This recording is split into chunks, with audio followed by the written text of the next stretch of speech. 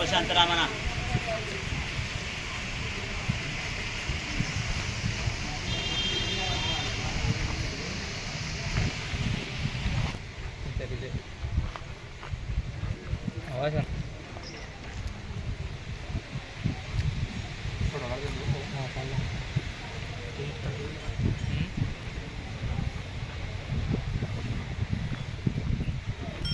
Okay okay.